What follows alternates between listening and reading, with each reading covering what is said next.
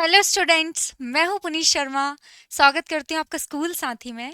आज हम डिस्कस करने वाले हैं एक बहुत ज़्यादा इंटरेस्टिंग टॉपिक हमारे ग्रामर सेक्शन का। ठीक है, अब मैं बोलूँगी कि गैस करो कि कौन सा टॉपिक है जो हम डिस्कस करने वाले होंगे। तो बहुत सारे टॉपिक्स निकल के आएंगे, बच्चे बोलेंगे ये वो, क्योंकि बहुत सारे टॉपिक्स हैं। ठीक है, लेकिन हम बोलेंगे कि एक टॉपिक जो हमेशा से हमें थोड़ी सी टेंशन देते हुए आ रहा है, थोड़ा सा परेशान करते हुए आ रहा है। हम हमेशा से टेंसेस पढ़ते हैं और हमेशा से भूल जाते हैं। ठीक है, अच्छा बता भी दिया मैंने। ओके, ठीक है, तो हम पढ़ने वाले हैं टेंस।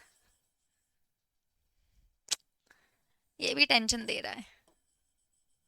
ठीक है, टेंस पढ़ने वाले हैं, सबसे ज्यादा इंपॉर्टेंट टॉपिक है। और मुझे लगता है कि एक बार अच्छे से टेंस समझ आ गया ना, तो आधी प्रॉब्लम्स खत्म हो जाती हैं। ठीक है, आधी टेंशन्स खत्म हो जाती हैं। तो अच्छे से टेंस पढ़ते हैं कि आखिर क्या एक चीज है जो हमेशा से परेशान करते हुए आ रही है, और क्या प्रॉब्लम है आखिर, है ना, क्या प्रॉब्लम है, क्यों।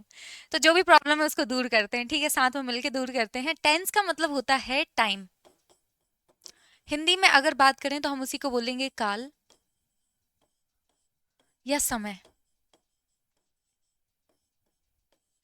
समय की यही रीत है, अच्छा जिंदगी की यही रीत है, समय की रीत नहीं है। ठीक है, सो बात करते हैं जब हम टाइम की, तो आपको क्या लगता है कि टाइम कितने प्रकार के होते हैं, मतलब कितने टाइम की हम बात करते हैं, आई गेस, है ना। एक टाइम जो अभी चल रहा है, ठीक है, एक टाइम जो आने वाला है, और एक टाइम जो निकल गया है ना, गुजर गया। सो तीन ही टाइम की हम बात करते हैं, है ना, तीन ही टाइम की बात करते हैं ना। उसके अलावा कोई चौथा टाइम है कि मैम ये वाला भी होता है, ऐसा टाइम भी होता है, अच्छा टाइम भी होता है, बुरा टाइम होता है, वो वाली बात नहीं चल रही है ना, वो वाली बात नहीं चल रही है अच्छे टाइम की बुरे टाइम की। ओके, टाइम की बात चल रही है, वो भी कैसे, कि जो टाइम अभी चल रहा है, जो टाइम आने वाला है, और जो टाइम बीत चुका है। सो हम देख सकते हैं कि जो टाइम बीत चुका है उसको हम बोलते हैं पास्ट, जो टाइम अभी चल रहा है उसको हम बोलते हैं प्रेजेंट, और जो टाइम आने वाला है उसको हम बोलते हैं फ्यूचर। तो हम देख सकते हैं कि हम तीन ही टाइम की बात करते हैं, इसलिए जो हमारे टेंस होते हैं ना, वो भी तीन ही प्रकार के होते हैं। ठीक है, तीन ही टाइम की हम बात करते हैं, इसलिए जो हमारे टेंस होते हैं वो भी तीन ही प्रकार के होते हैं। पहला होता है आपका पास्ट, ठीक है, दूसरा होता है आपका प्रेजेंट, पास्ट को हम बोलते हैं भूत, प्रेजेंट को बोलते हैं हम वर्तमान, और थर्ड होता है आपका फ्यूचर। ठीक है, सो तीन ही टाइम की बात करते हैं और तीन ही प्रकार के टेंस हम पढ़ते हैं। कुछ सिमिलरिटी समझ आ रही है कि तीन ही टाइम की बात कर रहे हैं और तीन ही प्रकार के टेंस हम पढ़ रहे हैं। ठीक है, क्योंकि टेंस का मतलब ही क्या होता है, टाइम। तो टाइम टाइम की बात है। पास को हम बोलते हैं भूत, भूत पिशाच निकट नहीं आवे, महावीर जब नाम सुनावे। प्रेजेंट मतलब वर्तमान, और फ्यूचर मतलब भविष्य। ठीक है, ओके, हमने इसको भी देख लिया। अब हो गया कि ठीक है मैम, तीन ही प्रकार के टाइम की बात करते हैं, इसलिए तीन ही प्रकार के टेंस हम पढ़ते हैं। ठीक है, तीन प्रकार के टेंस हो गए आपके, पास्ट, प्रेजेंट और फ्यूचर। ठीक है मैम, इतना तो समझ आ गया। ठीक है, बीता हुआ समय, चल रहा है अभी जो समय, वो वर्तमान हो गया, आने वाला समय भविष्य हो गया, फ्यूचर हो गया। बीता हुआ समय, अभी जो चल रहा है वो वाला समय, और जो आने वाला समय है वो। ठीक है, ये तीन प्रकार के टेंस हो गए मैम। ठीक है, तीन प्रकार के टाइम होते हैं, इसलिए तीन ही प्रकार के टेंस होते हैं, ये तो आपने बात बोल दी। लेकिन मैम ये इनडेफिनिट क्या होता है, एक और बात जो बात चलती है, जो बोला जाता है कि इनडेफिनिट, ये क्या होता है आखिर, ये थोड़ा सा समझ नहीं आ रहा है, तो वो भी देख लेते हैं। ये इनके होते हैं सब टाइप्स, है ना, क्या होते हैं ये, सब टाइप्स। पहला हो गया इनडेफिनिट, दूसरा हो गया कंटिन्यूअस, तीसरा हो गया है परफेक्ट, मिस्टर परफेक्ट, और चौथा हो गया है परफेक्ट कंटिन्यूअस। पता नहीं किसको लगा होगा कि ये भी जरूरत है, इसको क्यों छोड़ रहे हो, तो ये भी लेके आ गए। समझ ही नहीं आता ये क्यों लेके आए, लिखने में भी दिक्कत दे रहा है, परफेक्ट कंटिन्यूअस। ठीक है, सो ये चारों होते हैं हमारे सब टाइप्स। एक होता है हमारा इंडेफिनिट, एक होता है कंटिन्यूअस, एक होता है परफेक्ट, और एक होता है परफेक्ट कंटिन्यूअस। ठीक है, इंडेफिनिट का मतलब होता है जो चीज डेफिनेट नहीं है, जो चीज निश्चित नहीं है। ठीक है, जैसे मैं बात करूं कि अभी प्रेजेंट में जो भी काम चल रहे हैं, क्या वो कंप्लीट हो गए या नहीं हुए, ये वाली बात है ना, कि कंप्लीट हो गया क्या कि नहीं हुआ, चल तो रहा है प्रेजेंट में। सो इंडेफिनिट की बात आती है, जब हम प्रेजेंट इंडेफिनिट की बात करते हैं तो हम उन चीज़ों की बात करते हैं जो कंप्लीट नहीं हुई हैं, मतलब हम सर्टेन नहीं है क्या वो कंप्लीट हो गई क्या नहीं हुई, मतलब सर्टेनिटी नहीं है उनमें, निश्चितता नहीं है कोई, ठीक है। कंटिन्यूअस की बात करें तो उस प्रकार के काम की बात की जाती है जो चल रहा है, ठीक है, ओके। और परफेक्ट की बात करें तो उस प्रकार की काम की बात की जाती है, काम याद रखना, मैं काम एक वर्ड यूज कर रही हूँ, उस प्रकार के काम की बात की जाती है जो काम कंप्लीट हो गया, ठीक है। और इसमें तो वो उस प्रकार के काम की बात की जाती है जो काम चल रहा है, पहले से स्टार्ट हो गया और अभी तक चल रहा है, ठीक है। तो इस प्रकार से देखा जाए कि अगर हम बात करें अपने काम की, ठीक है, यहाँ पे बात चल रही थी टाइम की, अब मैं दूसरी बात कर रही हूँ वर्क की, वर्क जिसको क्या बोलते हैं हम, इसकी बात कर रही हूँ। कि एक तो बात हो गई टाइम की, और अब हम बात करेंगे काम की, जो भी हम काम करते हैं ना, जो मैं काम करती हूँ, जैसे मैं अभी पढ़ा रही हूँ, ठीक है। तो इस टाइम पे मैं पढ़ाने का काम कर रही हूँ, तो एक तो ये इस टाइम पे काम चल रहा है, ठीक है, प्रेजेंट टाइम में काम चल रहा है। और काम कैसा चल रहा है कि चल रहा है, अभी काम खत्म नहीं हुआ, प्रोसेस में है काम, ठीक है। सो मैं बोलती हूँ हम जितने भी काम करते हैं इस समय में वो काम अलग अलग प्रकार के होते हैं, ठीक है। ध्यान से सुनना ये बात कि जो भी हम काम करते हैं इस समय में, है ना, तो समय बहुत इंपॉर्टेंट हो गया। दूसरी बात ये काम बहुत इंपॉर्टेंट हो गया, ठीक है। तो जो भी काम हम करते हैं इस समय में वो अलग अलग प्रकार के रहते हैं। जैसे मैं पढ़ाती हूँ तो रोज मेरा पढ़ाने का काम है कि मैं रोज पढ़ाती हूँ, तो ये काम कैसा हो गया, ये एक ऐसा काम है जिसको मैं रोज करती हूँ, ठीक है, ओके। अब जैसे आप लोग अभी 9th 10th standard 11th 12th जिस भी क्लास में होंगे, फर्स्ट ईयर में जिस भी क्लास में आप लोग होंगे, तो अगर हम बात करें तो वो क्लास का ऐसा होता है कि आज ही जाके एडमिशन लेते हो और आज ही क्लास कंप्लीट हो जाती, नहीं, एक साल तक चलता है पूरा, कि एक साल तक एक सेशन पूरा चलेगा, एक साल तक, ठीक है। तो आप जाके एडमिशन लेते हो, फिर आप कंटिन्यूसली एक साल पढ़ते हो, तब जाके वो फाइनली सेशन कंप्लीट होता है, ठीक है। तो आपने देखा कि वो काम आज स्टार्ट हुआ, जैसे आज आपने क्लास 9th में एडमिशन ले लिया, ठीक है।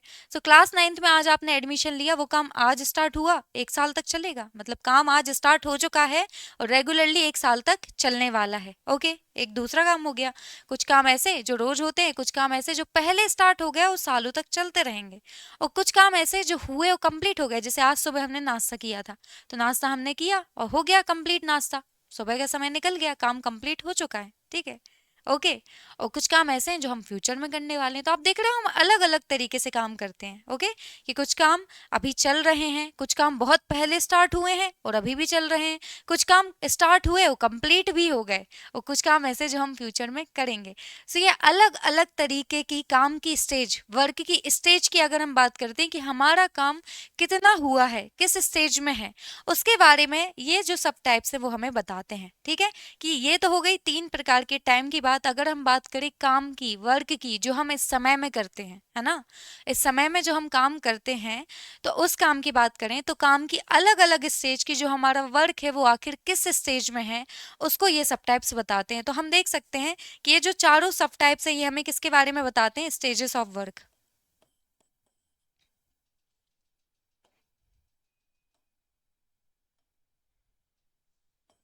स्टेजेस ऑफ वर्क,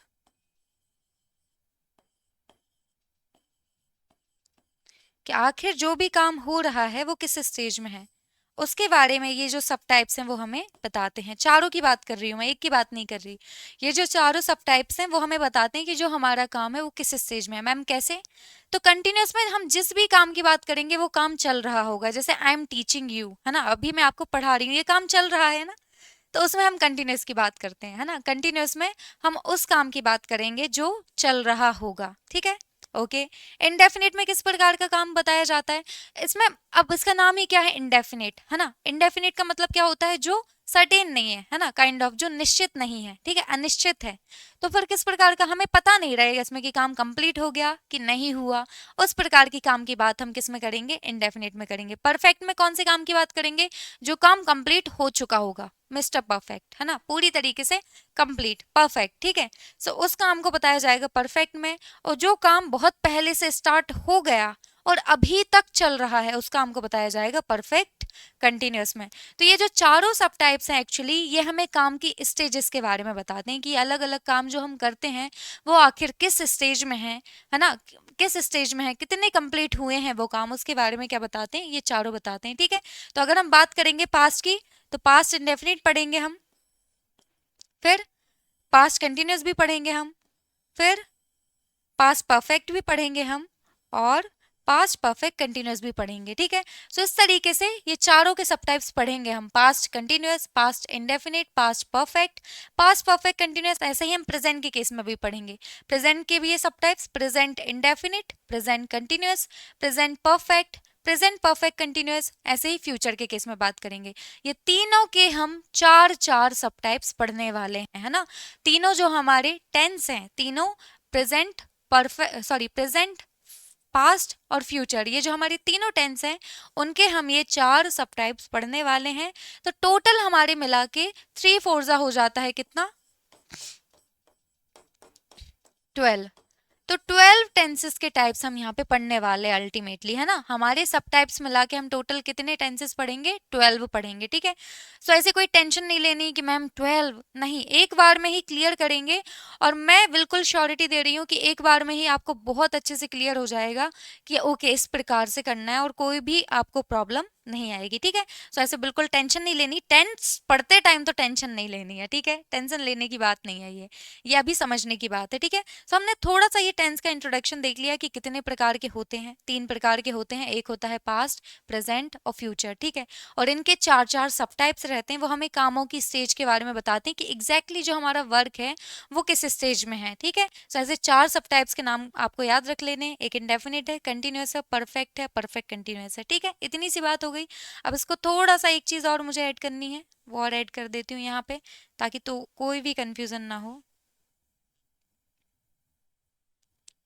है ना। ये जो आपका इंडेफिनिट रहता है इसी को हम क्या बोलते हैं, इंडेफिनिट को ही हम क्या बोलते हैं, सिंपल भी बोलते हैं, ठीक है। एक कंटिन्यूअस है, परफेक्ट कंटिन्यूअस। तो याद रखना है कि इंडेफिनिट और सिंपल एक ही है, कुछ भी अलग नहीं है इसमें, नहीं तो फिर कंफ्यूजन हो जाए, ठीक है। चलो इतनी सी बात हमने कर ली है, थोड़ा सा हमने टेंसेस के बारे में जान लिया है कि टेंस का एग्जैक्टली मतलब क्या होता है, कितने प्रकार के होते हैं, उसके सब टाइप्स कौन कौन से होते हैं, ठीक है। ये चार सब टाइप्स सबके हैं, पास्ट के ये चार सब टाइप्स, प्रेजेंट के ये चार सब टाइप्स रहेंगे, और फ्यूचर के भी ये चार सब टाइप्स रहेंगे, ठीक है। सो एग्जैक्टली टेंस स्टार्ट करने से पहले एक बहुत इंपॉर्टेंट चीज है जो मुझे लगता है पता होनी ही होनी चाहिए, ठीक है। उसके बारे में पहले बात कर लेते हैं, उसके बाद कुछ और जानेंगे, है ना। कि टेंस पे आने से पहले एक सबसे ज्यादा इंपॉर्टेंट चीज जो मुझे लगता है बताई ही जानी चाहिए, बच्चों को आज तक सेंटेंस बनाना क्यों नहीं आ पाया, उसका यही रीजन है कि उनको बताया ही नहीं जाता कि एग्जैक्टली देखो एक स्ट्रक्चर है हम जो फॉलो करते हैं, ये चेंजेस आते हैं। बच्चा क्या करता है, हिंदी का ट्रांसलेशन इंग्लिश में कर देता है, ये दिक्कत आती है। कितनी इंग्लिश पढ़ा दो, है ना। बच्चे को अगर सही तरीके से नहीं पढ़ाया जा रहे हैं ना, तो जो बच्चा आएगा वो क्या करेगा, सीधा ट्रांसलेट करके दे देगा आपको, हिंदी का इंग्लिश में ट्रांसलेशन करके दे देगा, ठीक है। सो उसके पहले, है ना, ये गलती हमसे ना हो, तो उसके लिए हम एक फॉर्मूला यहाँ पे डिस्कस करेंगे कि हिंदी का कोई भी सेंटेंस अगर हमें इंग्लिश में ट्रांसलेट करना है तो क्या फॉर्मूला है जो हमें फॉलो करना है, ठीक है। तो उसकी बात कर लेते हैं। तो देखो एक बहुत ही इंपॉर्टेंट चीज है, इसको बहुत ध्यान से देखना है। एक होता है आपका सब्जेक्ट और एक होता है आपका वर्ब, पूरा पूरा लिखती हूँ, है ना।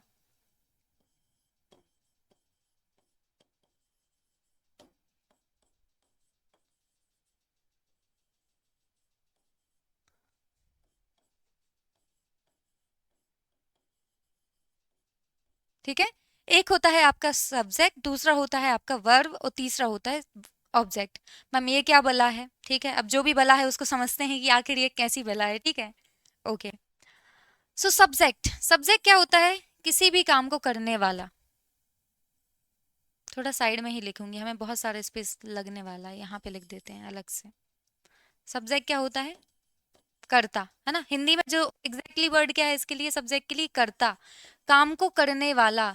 किसी भी काम को करने वाला क्या कहलाएगा, काम को करने वाला जो रहेगा वो कहलाएगा कर्ता।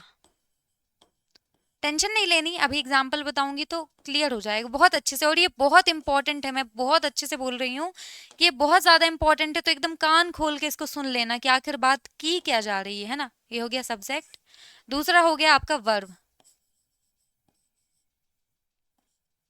दूसरा वर्ब हो गया है। तो आखिर अब ये वर्ब क्या होता है, वर्ब होता है जो भी काम चल रहा है, वर्ब होता है जो भी वर्क वहां पे चल रहा है, किसी भी काम, जो भी काम चल रहा है वो क्या है, वर्ब है। जो भी कार्य चल रहा है,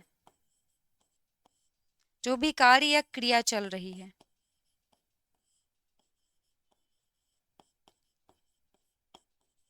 ठीक है, तो जो भी कार्य या जो भी क्रिया चल रही है वो क्या है, आपकी वर्ब है। ठीक है, अब तीसरी चीज और मैम, ये तीसरा और क्या है, ऑब्जेक्ट, ये भी देख लेते हैं। ऑब्जेक्ट जिस पर कार्य चल रहा है, जो भी काम यहाँ पे चल रहा है, हम जिस भी चीज पे काम कर रहे हैं, ठीक है, सो वो क्या है आपका ऑब्जेक्ट। अभी एग्जाम्पल से हम इसको समझते हैं। जिस पर काम चल रहा है,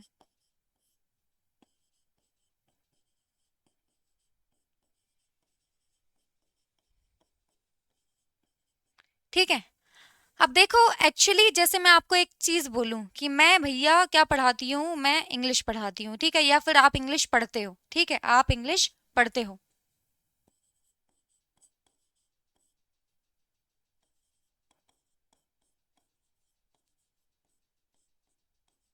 पढ़ते हो, ठीक है।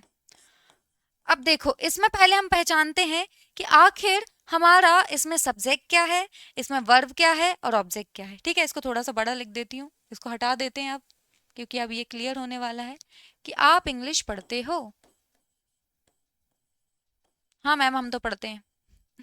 अच्छी बात है, आप पढ़ते हो।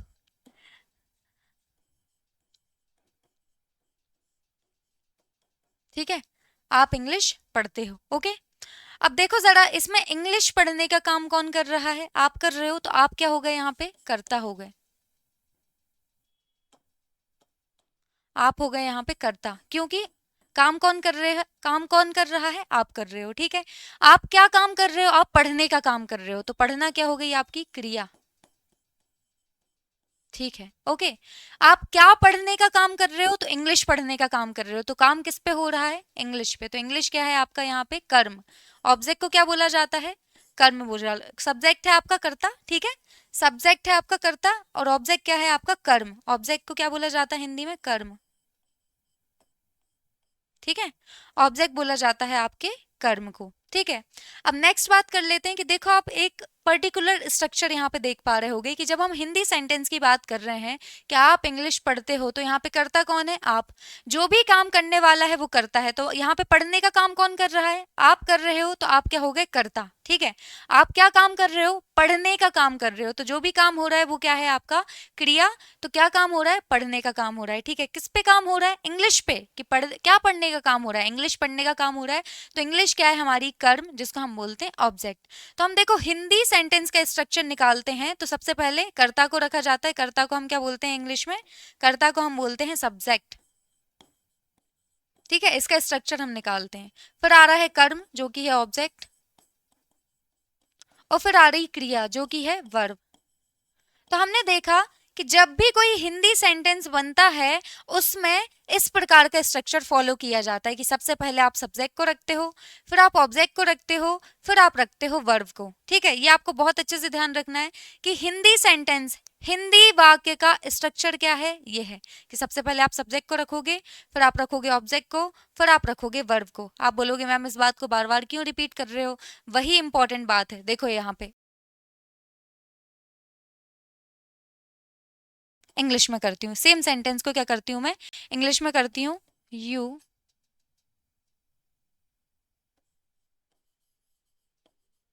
स्टडी, है ना, ये पढ़ने का मतलब यहाँ पे स्टडी से है, स्टडी इंग्लिश।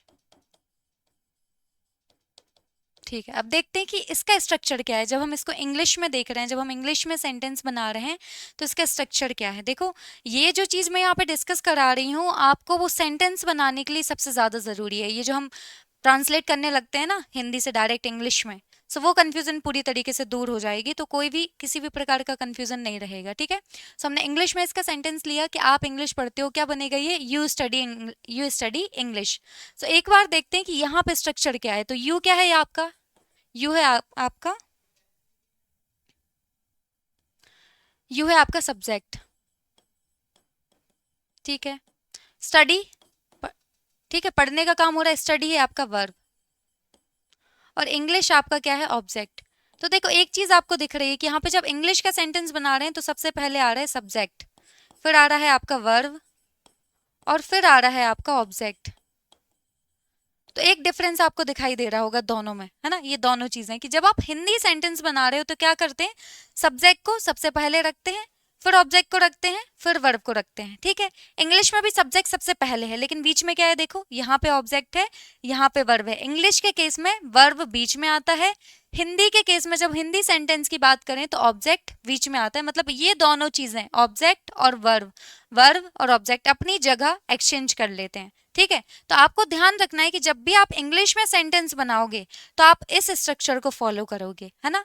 तो ट्रांसलेट करने में भी आपको ये बात ध्यान में रखनी है कि भैया हिंदी का स्ट्रक्चर ऐसा होता है, इंग्लिश का स्ट्रक्चर ऐसा होता है, तो स्ट्रक्चर के अकॉर्डिंगली फिर आप ट्रांसलेट करो तो कोई भी गलती नहीं होगी, है ना। जैसे आप क्या करते हैं, इसको सीधे ट्रांसलेट कर देते, आप इंग्लिश पढ़ाते हो इंग्लिश में तो क्या हो जाता है वो देखो जरा, यू इंग्लिश स्टडी, जबकि सही सेंटेंस क्या है, यू स्टडी इंग्लिश। सही सेंटेंस क्या है, यू स्टडी इंग्लिश। अब यहाँ पे जब आपने सीधे सीधे ट्रांसलेट किया तो आपने क्या गलती कर दी, आपने ये स्ट्रक्चर ध्यान में नहीं रखा। ये जो स्ट्रक्चर है जिसकी बात मैं कर रही हूँ, आपने ये स्ट्रक्चर ध्यान में नहीं रखा और आपने क्या कर दिया, डायरेक्ट ट्रांसलेट कर दिया।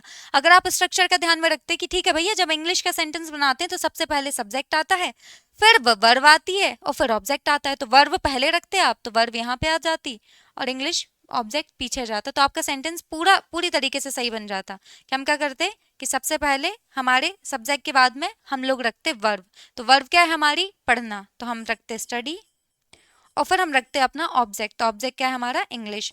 तो आपका जो सेंटेंस बनता ना फिर पूरी तरीके से सही बनता, कोई भी गलती उसमें नहीं होती, ठीक है। सो ये इतनी सी बात यहाँ पे चल रही है कि जब भी आप इंग्लिश का सेंटेंस बनाओगे तो आप इस स्ट्रक्चर को फॉलो करोगे। जब भी आपको इंग्लिश में कोई भी सेंटेंस बनाना है तो आपको ये स्ट्रक्चर फॉलो करना है। ये नहीं डायरेक्टली उठा के ट्रांसलेट कर दिया, तो ट्रांसलेट करने से आपको समझ में आ रहा है कि भैया हिंदी का स्ट्रक्चर अलग है, हिंदी में सब्जेक्ट सबसे पहले आता है, फिर ऑब्जेक्ट आता है, फिर वर्ब आता है। और बात करें इंग्लिश की तो इंग्लिश में सब्जेक्ट सबसे पहले आता है, फिर वर्ब आता है, फिर ऑब्जेक्ट आता है।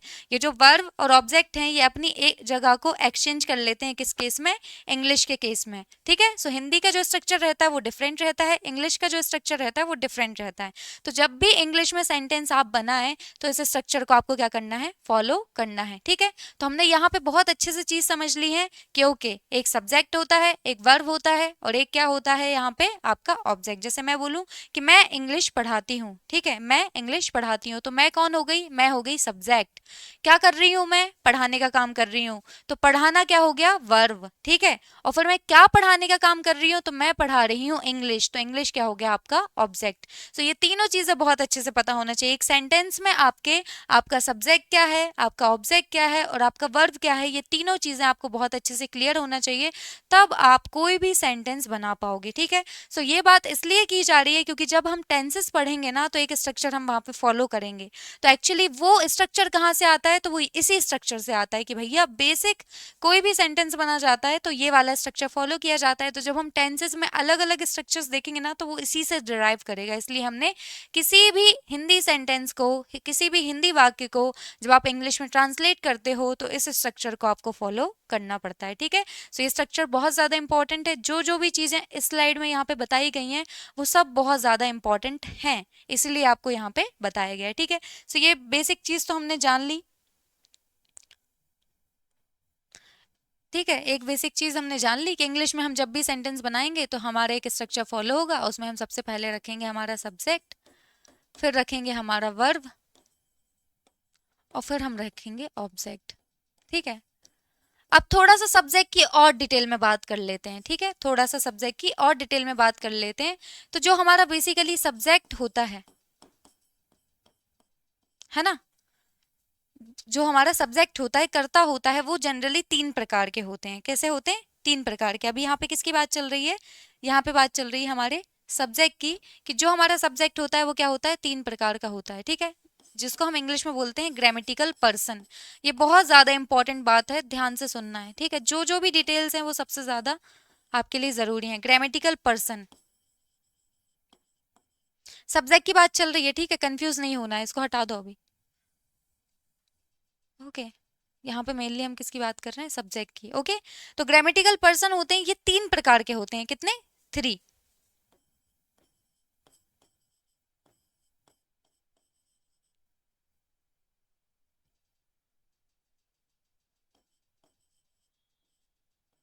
ठीक है। सो फर्स्ट पर्सन, एक होता है आपका जिसको हम बोलते हैं first person,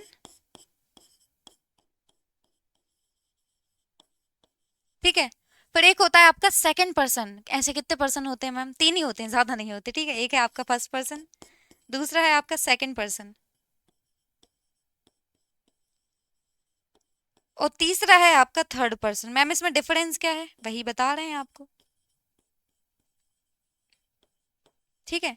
so first person में आ जाता है आई और वी, ठीक है।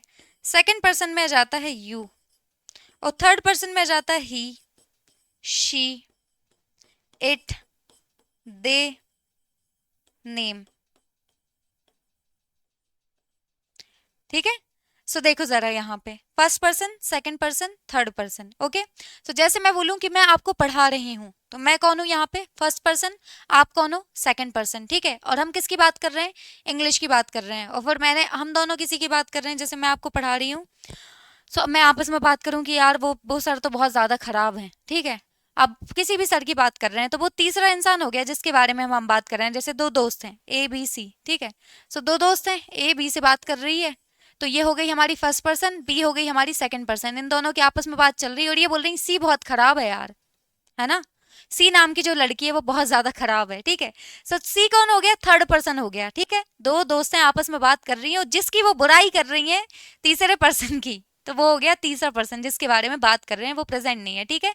सो मैं हो गई फर्स्ट पर्सन, आप हो गए third person, sorry second person. और जिसके बारे में भी हम बात कर रहे हैं, हम बोल रहे हैं यार वो सर तो बहुत ज्यादा खराब है, तो वो सर कौन से हो गए? Third person. या वो मैडम तो बहुत ज्यादा खराब है, तो मैडम कौन हो गई? थर्ड पर्सन हो गई, ठीक है। एक जनरल बात कर रही हूँ, जैसे गर्ल्स और बॉयज आपस में बात करते हैं, तो कुछ ना कुछ बातें होती हैं दोस्तों की, है ना। तो बोलते हैं अरे वो तो बहुत ही खराब है।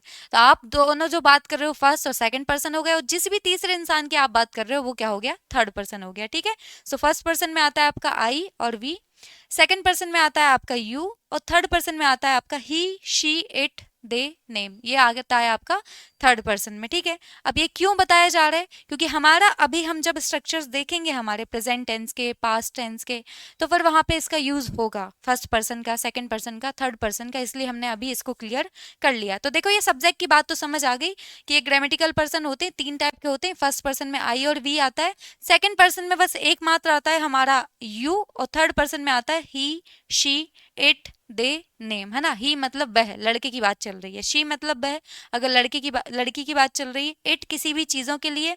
दे अगर ज्यादा लोग हैं, एक से ज्यादा लोग हैं। और नेम किसी का भी नाम, राम, श्याम, कृष्णा, वॉट एवर, ठीक है, कोई भी नेम हो सकता है। तो हमने ये सब्जेक्ट की बात कर ली, क्योंकि हमारा स्ट्रक्चर क्या है कि सबसे पहले आता है हमारा सब्जेक्ट, और साथ में क्या आता है? वर्ब, और फिर आता है ऑब्जेक्ट, ठीक है। तो हमने यहाँ पे सब्जेक्ट की बात तो कर ली थी, अब बात कर लेते हैं वर्ब की, क्योंकि अब वर्ब भी तो आ रहा है हमारे स्ट्रक्चर में। तो थोड़ा वर्ब देख लेते हैं हम। तो वर्ब मतलब क्या होता है? वर्ब मतलब होता है क्रिया। जो भी क्रिया, किसी भी प्रकार की क्रिया हो रही है, तो वो क्या हो जाएगी? आपकी वर्ब, ठीक है। जो भी क्रिया आपकी हो रही है वो क्या हो जाएगी? आपकी वर्ब। सो क्रिया मतलब जो भी काम हो रहा है, जो भी वर्क हो रहा है, किसी भी प्रकार का जो भी वर्क हो रहा है, हंसना, रोना, खाना, पीना, पिटना, पीटना, मारना, है ना। घर में पिटाई होती रहती है, मम्मी ने दिया एक, क्यों नहीं सुन रहा? सुनाई नहीं दे रहा? टीवी देख रहा है इतनी देर से, पढ़ाई कर ले, ठीक है। सो जो भी ये काम रहते हैं, किसी भी प्रकार का कोई काम हो रहा है, वो क्या है? वर्ब है आपका, ठीक है। सो ये जनरली क्या होता है कि ऐसे तो हम 5 टाइप्स पढ़ते हैं, पर मेनली हम 3 टाइप्स की बात करते हैं, ठीक है। वर्ब की हम आपकी फर्स्ट फॉर्म होती है, फिर वर्ब की सेकंड फॉर्म होती है, वर्ब की थर्ड फॉर्म होती है, एक आईएनजी फॉर्म भी होती है आपकी, फोर्थ फॉर्म, है ना। एक आपकी वर्ब की फोर्थ फॉर्म भी होती है, फिफ्थ फॉर्म भी होती है, ठीक है। चलो पांचों फॉर्म पता कर लो, ठीक है। जैसे मैं ले लूं गो, जाने का काम हो रहा है, सेकंड फॉर्म क्या हो गई? वेंट। गो, वेंट, गॉन, ये सबको ही पता होगा, थोड़ा दूर दूर लिख लेते हैं।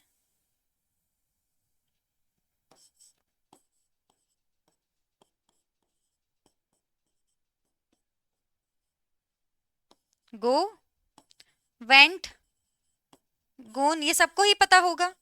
फिर जो फोर्थ होती है वो आईएनजी फॉर्म होती है, तो गोइंग। और जो फिफ्थ होती है वो क्या होता है? Singular form of the verb होता है, तो गोज हो जाता है। ठीक है। अब ये गोज कैसे हो जाता है तो उसको भी बनाना हम सीखेंगे कि आखिर ये गोज होता कैसे है, इसमें ईएस हमने कैसे ऐड किया। ठीक है, ये singular form of the verb होती है, जो फिफ्थ फॉर्म होती है वो क्या होती है, singular form of the verb होती है। ठीक है, तो जनरली ये वर्ब की अलग अलग फॉर्म्स हम डिस्कस करते हैं और ये वर्ब हमारी टेंसेस में यूज होने वाली है। याद रखना वर्ब बहुत ज्यादा इंपॉर्टेंट है हमारे टेंस के लिए। आपको वर्ब बहुत अच्छे से आना चाहिए। सब्जेक्ट वैसा ही का वैसा रहेगा, ऑब्जेक्ट वैसा ही का वैसा रहेगा, लेकिन वर्ब टेंस के अकॉर्डिंग बदल जाएगी। ठीक है, इसलिए वर्ब बहुत अच्छे से याद होना चाहिए। जो भी इंपॉर्टेंट वर्ब है उनका first form, second form, third form, ING form और सिंगुलर वर्ब फॉर्म सब याद कर लो, क्योंकि टेंस के लिए वर्ब सबसे ज्यादा जरूरी है। मुझे लगता है पूरा टेंस का कॉन्सेप्ट वर्ब पे बेस्ड है। जैसे मैं बोलती हूँ आर्टिकल का कॉन्सेप्ट किस पे बेस्ड है, साउंड पे बेस्ड है ना। ऐसे ही हम बात करें वर्ब की तो वर्ब, सॉरी, ऐसे ही हम बात करें टेंस की तो टेंस का पूरा कॉन्सेप्ट किस पे बेस्ड है, वर्ब पे। तो जो बेसिक वर्ब हैं, जो इंपॉर्टेंट वर्ब हैं, उनके बारे में पता होना चाहिए। ठीक है, और जो वर्ब है हम अलग से टॉपिक उठाएंगे, उसको डिस्कस करेंगे, लेकिन अभी आपको इतना पता होना चाहिए कि वर्ब की कुछ फॉर्म्स होती हैं वो आपको पता होना चाहिए। जैसे गो, वेंट, गॉन, गोइंग हमने पढ़ लिया। दूसरी ले लेते हैं, एक और हमने ले लिया, कम हो गया, कम। सेकंड हो जाएगा केम, कम, केम, कम, कमिंग, कम्स। ठीक है, सो ये हमने यहाँ पे देख लिया है। ओके, तो ये कुछ इंपॉर्टेंट वर्ब्स आप लोग अच्छे से याद कर लेना। टेंस के केस में कुछ वर्ब्स तो याद होना चाहिए, हम आपको शेयर कर देंगे सो आपको हेल्प भी मिल जाए, ऐसा कोई इशू ना हो। हमने पता कर लिया सब्जेक्ट के बारे में, हमने पता कर लिया वर्ब के बारे में। ठीक है, ऑब्जेक्ट के बारे में कुछ पता करने की अभी जरूरत नहीं है, वर्ब के बारे में पता होना चाहिए, सब्जेक्ट के बारे में पता कर होना चाहिए। अब बारी आती है हमारा टेंस डिस्कस करने की। सो बात करते हैं हमारे सबसे पहले टेंस की। ठीक है, जिसका नेम होने वाला है प्रेजेंट इंडेफिनिट।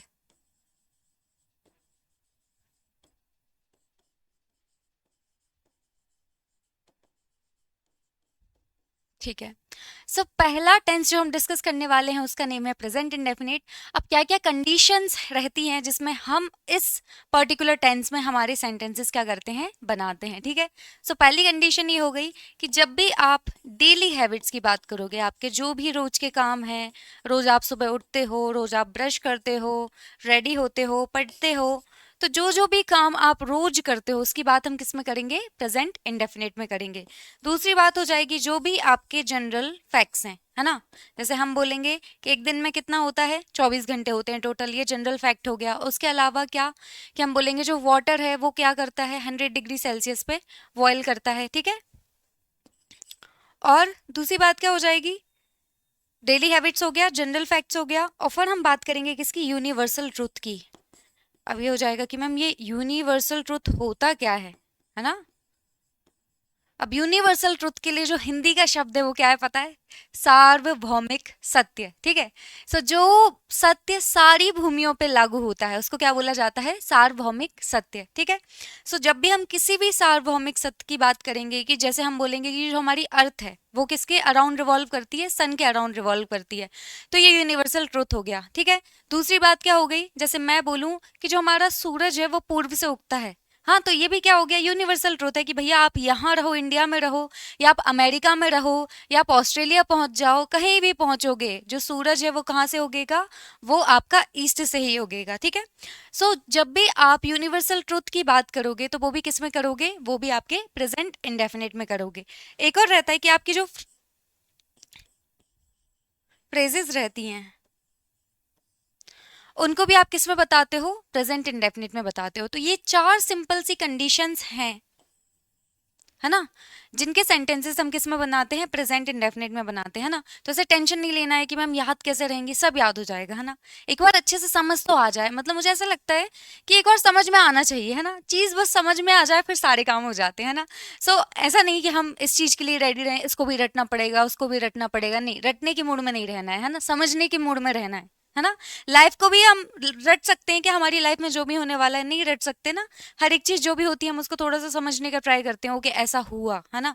सो इसी तरीके से जो भी है उसको समझने की कोशिश करना है ना। ओके, सो ये चार कंडीशंस हमने देख ली कि जब भी आप डेली हैबिट्स की बात करोगे, जनरल फैक्ट्स की बात करोगे, यूनिवर्सल ट्रुथ की बात करोगे, उसके अलावा आपकी जो फ्रेजेस हैं उनको बताओगे तो किस में बताया जाता है, प्रेजेंट इंडेफिनिट में बताया जाता है। ठीक है, तो अब ये तो हो गया कि हाँ ठीक है, ये जो कंडीशंस रहेंगी इनके जो सेंटेंसेस हैं वो हम प्रेजेंट इंडेफिनिट में बनाएंगे। ठीक है मैम, बनाएंगे कैसे, कैसा स्ट्रक्चर रहेगा? तो थोड़ा सा स्ट्रक्चर की बात कर लेते हैं कि कौन सा स्ट्रक्चर है जो हम फॉलो करेंगे। एक बार स्ट्रक्चर अच्छे से क्लियर हो जाएगा ना, तो ये जो हमारी कंडीशंस है ना, हम इनको लेके यहाँ पे सेंटेंसेस फ्रेम करेंगे। ठीक है, सो हम बात कर रहे हैं हमारे प्रेजेंट इंडेफिनिट के स्ट्रक्चर की।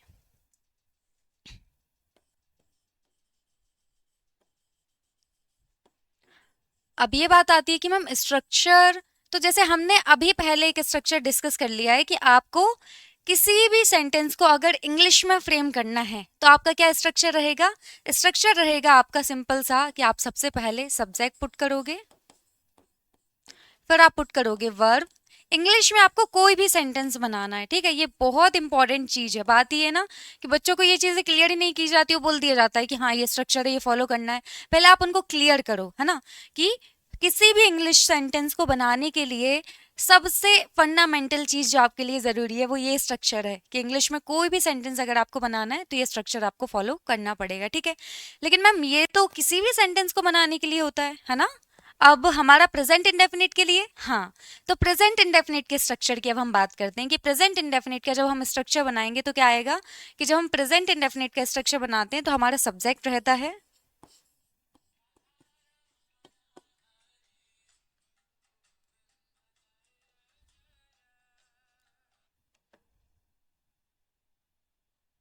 ठीक है, कि सबसे पहले हमारा सब्जेक्ट रहता है, फिर रहती है हमारी वर्ब, और वर्ब की भी फर्स्ट फॉर्म, है ना, कौन सी रहने वाली है? वर्ब की फर्स्ट फॉर्म, जैसे हम वर्ब को डिस्कस कर चुके हैं, है ना। सो वर्ब की फर्स्ट फॉर्म यहाँ पे यूज होगी। जब भी आप प्रेजेंट इंडेफिनिट में आपके सेंटेंसेस बनाओगे तो वर्ब की फर्स्ट फॉर्म पुट करनी है। उसके बाद आ जाता है आपका ऑब्जेक्ट। तो आप बोलोगे कुछ भी नहीं बदला मैम, बदला। क्या आप स्पेसिफाई हो गए यहाँ पे, स्पेसिफिक क्या हो गई आपकी एक चीज कि वर्ब की फर्स्ट फॉर्म ही आप प्रेजेंट इंडेफिनिट में यूज कर सकते हो। ठीक है, ओके। अब नेक्स्ट बात आ जाती है कि एक और चीज है हमारी इंपॉर्टेंट, उसको हम यहाँ पे ऐड करते हैं कि जब वर्ब की फर्स्ट फॉर्म तो रहेगी बट एस और ईएस को भी हम यहाँ पे ऐड करते हैं। वर्ब के साथ हम क्या करते हैं? एस और ईएस को भी ऐड करते हैं जब हम प्रेजेंट इंडेफिनिट में सेंटेंसेस बनाते हैं। ठीक है, ये बात मैं आपको बार बार बोल रही हूँ कि आपको बहुत अच्छे से पता होना चाहिए कि किस आपके पर्टिकुलर टेंस में कौन कौन सी चीजें हैं जो आपको पता होनी चाहिए। जैसे हमने यहाँ पे बात कर ली कि सब्जेक्ट आएगा, वर्ब की फर्स्ट फॉर्म आएगी और वर्ब के साथ एस और ईएस आएगा और साथ में ऑब्जेक्ट आएगा। सो ये हमारा प्रेजेंट इंडेफिनिट का क्या हो गया? स्ट्रक्चर हो गया। सो ये तो बात हो गई कि हमने बात कर ली कि हाँ हमारा प्रेजेंट इंडेफिनिट का स्ट्रक्चर ये होने वाला है। जब भी हम सेंटेंसेस बनाएंगे तो इस एक स्ट्रक्चर को हम ध्यान में रख के हमारे सेंटेंसेस क्या करेंगे? फ्रेम करेंगे। ठीक है, अब ये बात आएगी कि ओके मैम ठीक है, लेकिन हमें कैसे पता चलेगा कि कब एस लगाना है वर्ब में, कब ईएस लगाना है? हाँ, तो ये भी इंपॉर्टेंट चीज है कि वर्ब में हम कब एस लगाएंगे, कब ईएस लगाएंगे, ये भी हमें पता होना चाहिए। सो हमने एक बात की थी आपसे, क्या बोला था मैंने? ग्रामेटिकल पर्सन्स को लेके बात की थी। मैंने बोला था कि आपके ये 3 ग्रामेटिकल पर्सन होते हैं, फर्स्ट, सेकंड और थर्ड, है ना। First grammatical person, second grammatical person और थर्ड ग्रामेटिकल पर्सन। ठीक है, हमने फर्स्ट में बात की थी कि फर्स्ट होता है आई और वी, ठीक है, थर्ड होता है यू, सॉरी सेकंड होता है यू, और जो आपका थर्ड रहता है वो रहता है ही, शी, इट, नेम और दे भी रहता है। ठीक है, ये होता है आपका थर्ड पर्सन सिंगुलर। अभी आपको क्यों बताया जा रहा है? तो एक्चुअली जो आपको यहाँ पे एस और ईएस लगाना है वर्ब के साथ में, तो वर्ब के साथ आप एस और ईएस तभी लगाते हो जब आपकी वर्ब क्या होती है? सिंगुलर होती है। वर्ब क्या होती है आपकी? सिंगुलर, सॉरी वर्ब नहीं, आपका सब्जेक्ट सिंगुलर होता है। तो जब आपका सब्जेक्ट सिंगुलर होता है, अगर आपका सब्जेक्ट क्या है? सिंगुलर। सिंगुलर का क्या मतलब होता है? एक वचन। और प्लूरल का क्या होता है? बहुवचन। ये हम हमेशा से पढ़ते हुए आ रहे हैं।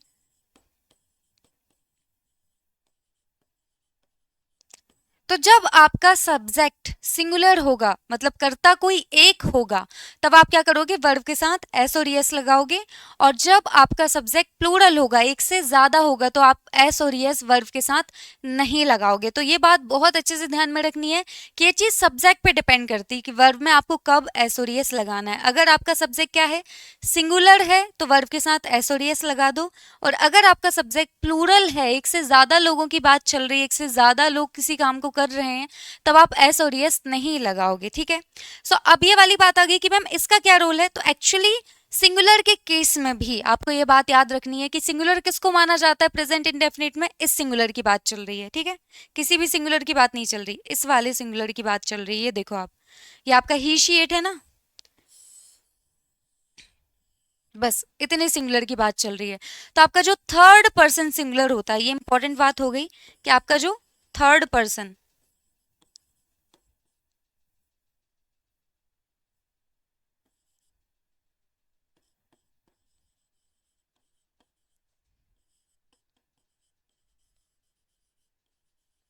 सो आपका जो थर्ड पर्सन सिंगुलर होगा ना, बस आप उसी के साथ में एस और एस लगाओगे। ठीक है, क्योंकि अगर हम बात करें सिंगुलर की, तो आई भी सिंगुलर है ना। आई, जैसे मैं बोलूँ आई है ना, I am doing this, I am teaching, so कौन, कोई एक अकेला इंसान ही काम कर रहा है। ओके, सो आई के केस में भी क्या हो गया, सिंगुलर हो गया।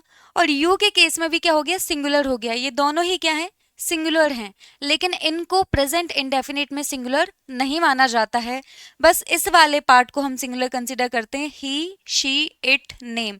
तो जब भी आपके सेंटेंस में सब्जेक्ट क्या आएगा, ही आएगा, शी आएगा, इट आएगा, या कोई भी नेम आएगा, राम, श्याम, ललिता, बबीता, राम सखी, वॉट एवर कोई भी आएगा, तो उसके साथ में आपको क्या लगाना है, एस और यस लगाना है। ठीक है, सो ये थोड़ी सी इन्फॉर्मेशन बहुत ज्यादा इंपॉर्टेंट थी कि वर्ब के साथ एस और यस कब लगाया जाएगा। तो ये टोटली सब्जेक्ट पे डिपेंड करता है। अगर सब्जेक्ट सिंगुलर रहा, और सिंगुलर में भी क्या रहा, थर्ड पर्सन सिंगुलर रहा। ठीक है, सिंगुलर में भी क्या होना चाहिए, थर्ड पर्सन सिंगुलर, क्योंकि देखो थर्ड पर्सन में दे भी आता है, वो दे क्या है, प्लूरल है। इसलिए क्या बोला गया है कि थर्ड पर्सन में भी जो आपका सिंगुलर सब्जेक्ट रहेगा, उसके साथ में एस और यस लगाओगे। ठीक है, ये वाली कंडीशन बहुत अच्छे से क्लियर हो गई। अब हम ये देखेंगे कि कब एस लगाना है, कब यस लगाना है। ये तो क्लियर हो गया कि एस और यस इस कंडीशन में लगाना है, पर उसमें भी वर्ब के साथ कब हम एस लगाएंगे, वर्ब के साथ कब हम यस लगाएंगे, तो इस बात को भी हम देख लेते हैं।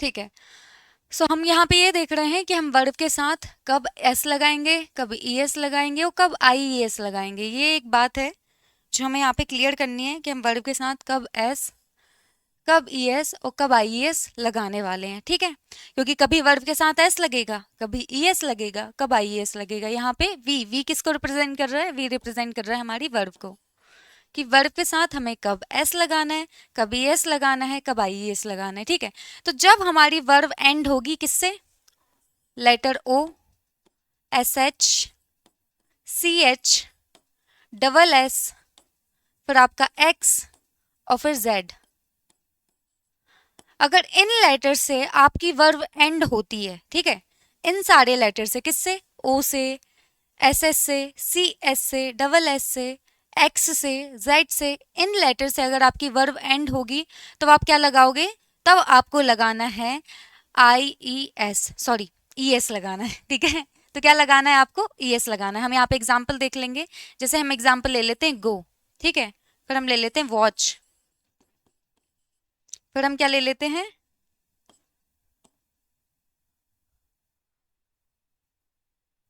वॉश ले लेते हैं, वॉश। ठीक है, अब देखो यहाँ पे चेक करो कि आपकी वर्ब किससे एंड हो रही है, ओ से एंड हो रही है। ठीक है, यहाँ पे किससे एंड हो रही है,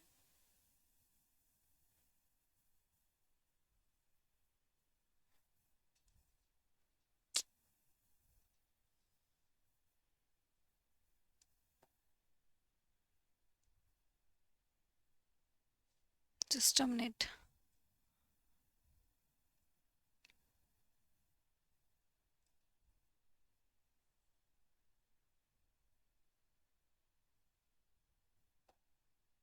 ठीक है। सो देखो यहाँ पे हमने देखा कि वर्ब अगर आपकी ओ से एंड हो रही है, सी एस से एंड हो रही है या एस एस से एंड हो रही है, तो आपको क्या लगा देना है, उसके साथ में ई एस लगा देना है। ठीक है, तो गो का क्या बन जाएगा, गोज बन जाएगा। वॉच का क्या बन जाएगा, वॉचेस बन जाएगा। और फिर अगर वॉश की बात करें तो क्या बन जाएगा, वॉशेज बन जाएगा। ठीक है, सो जब भी O, C H, S H, double S, X, Z इन लेटर से आपकी वर्ब एंड होगी तो आप क्या लगा दोगे, आप ई एस लगा दोगे। तो ये एक बात हमने क्लियर कर ली। ठीक है मैम, ई एस का तो समझ में आ गया। ठीक है, अब दूसरी बात करते हैं। अब बात करते हैं कि कब हमें हमारी वर्ब के साथ में आई ई एस लगाना है। ठीक है,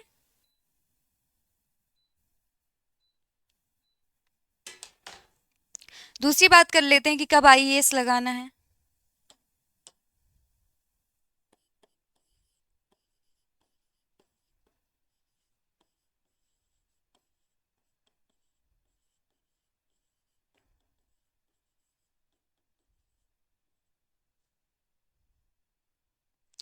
ठीक है, सो जब भी आपकी वर्ब किसी कॉन्सोनेंट, इसको मिटा देते हैं,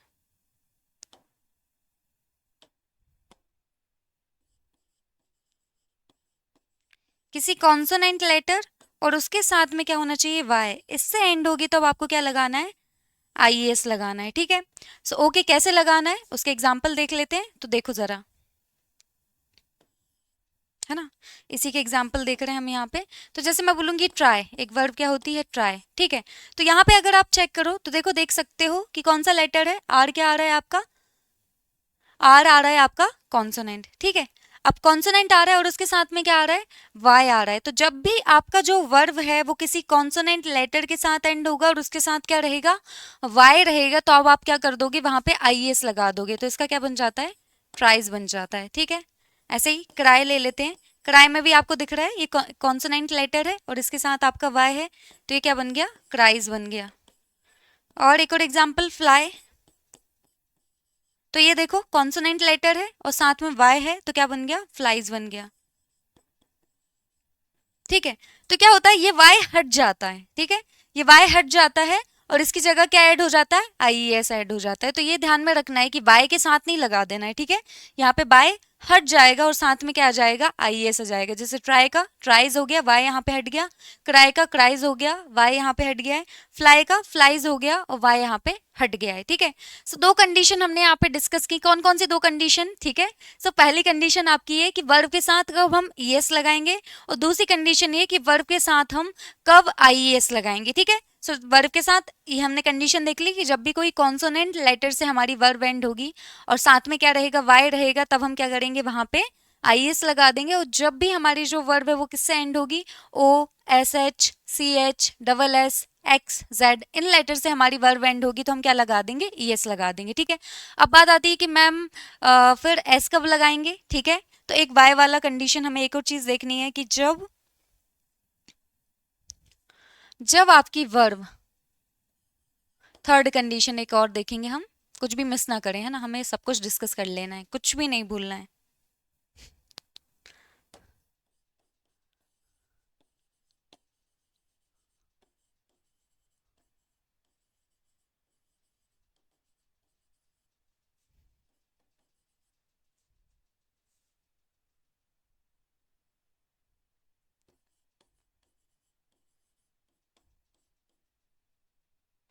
देखो ये थर्ड कंडीशन है कि जब आपकी वर्ब वॉवल प्लस वाई से एंड होगी तो एस लगाएंगे आप, है ना। जैसे एग्जांपल ले लेते हैं हम, प्ले, है ना।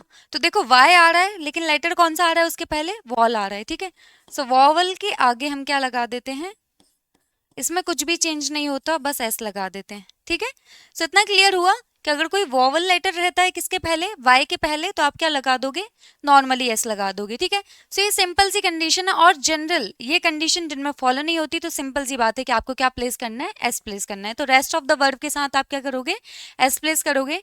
तो ये बात जनरली क्या कर दी जाती है, स्किप कर दी जाती है, कब एस लगाना है, कब ई एस लगाना है, कब आई एस लगाना है। ठीक है, सो बच्चा अगर सही सेंटेंस फ्रेम भी कर लेगा ना तो वर्ब में एस और एस की गलती कर देगा। ठीक है, तो आधा मार्क्स तो उसमें कट जाता है। क्योंकि एक भी मिस्टेक करोगे तो आधा मार्क्स गया, ठीक है। सो इसलिए बहुत ज्यादा इंपॉर्टेंट हो जाता है कि छोटी छोटी चीजों को मिस ना किया जाए, उनको डिस्कस किया जाए कि ठीक है आप यहाँ पे गलती कर दोगे, सो इसको और यहाँ पे समझ लेते हैं, ठीक है। सो हमने थोड़ा सा 5-7 मिनट ज्यादा लिए ऑफ कोर्स, लेकिन ये है कि हाँ हम हर एक चीज को यहाँ पे क्लियर कर रहे हैं कि कुछ भी मिस ना हो, हर एक एक चीज को हम यहाँ पे डिस्कस करते हुए चल रहे हैं, ठीक है। अब हम आ जाते हैं हमारे प्रेजेंट इंडेफिनिट के स्ट्रक्चर पे और बनाते हैं कुछ बहुत ज्यादा इंटरेस्टिंग सेंटेंसेस, ठीक है।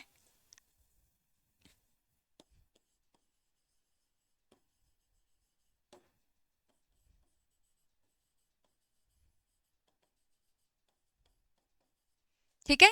सो स्ट्रक्चर क्या था, पहले आएगा आपका सब्जेक्ट, फिर आएगा आपका वर्ब, और वर्ब में भी क्या आएगा,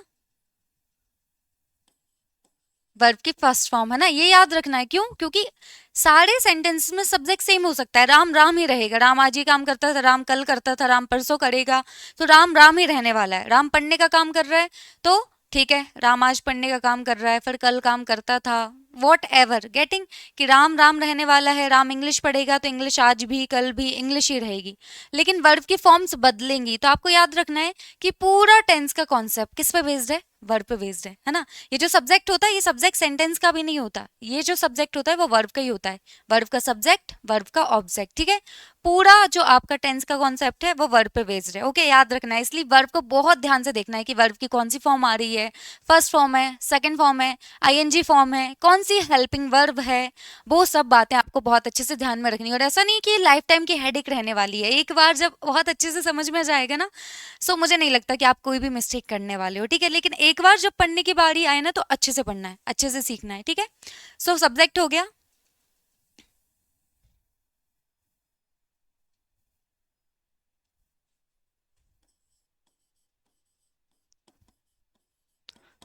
वर्ब हो गई आपकी, वर्ब की फर्स्ट फॉर्म आएगी आपकी, और क्या होगा, वर्ब की फर्स्ट फॉर्म तो आएगी आपकी, उसके साथ क्या हो जाएगा,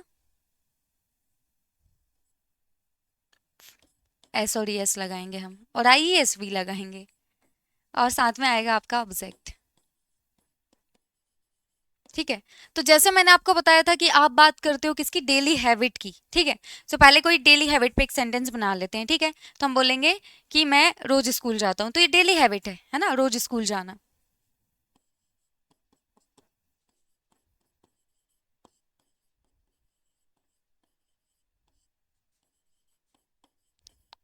ये डेली हैबिट हो गई, ठीक है। सेंटेंस कैसे बनाएंगे, तो हमें पता है पहले सब्जेक्ट आएगा। अब यहाँ पे सब्जेक्ट कौन है, मैं, है ना। अब लग रहा होगा कि मैं तो राम ले लो, नहीं राम भी नहीं, सोना, ठीक है। सोना रोज स्कूल जाती है, ठीक है। सो सोना क्या हो गई, हमारी सब्जेक्ट, है ना। रोज स्कूल जाने का काम कौन कर रही है, हमारी सोना कर रही है, ठीक है। सो सब्जेक्ट हो गई सोना, तो सोना को सबसे पहले रख दो,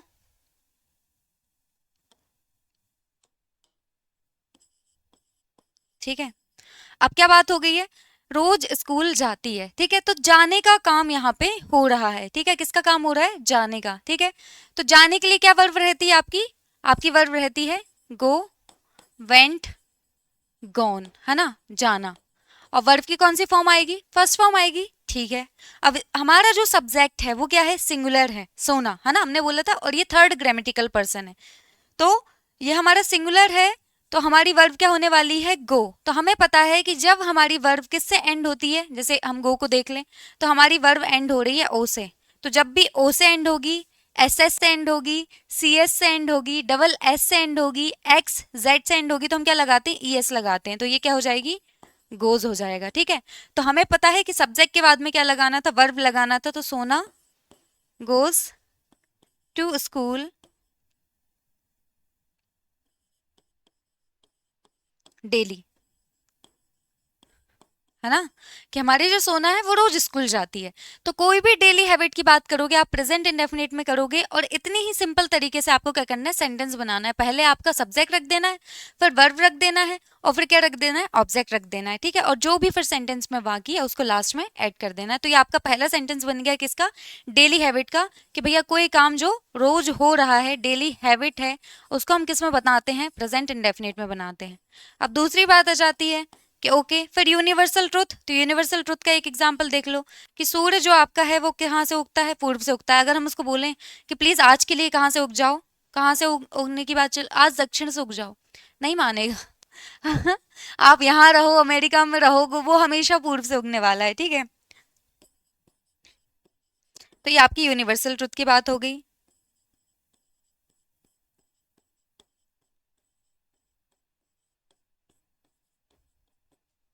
ठीक है। अब क्या होता है कि हमारी जो भी हमारी ये क्या होता है, ये हमारी सेलेस्टियल बॉडीज हैं, उनकी अगर हम बात करते हैं तो हम उसके साथ क्या करते हैं, दा प्लेस करते हैं, ठीक है। तो यहाँ पे दा आर्टिकल आ जाएगा, द सन।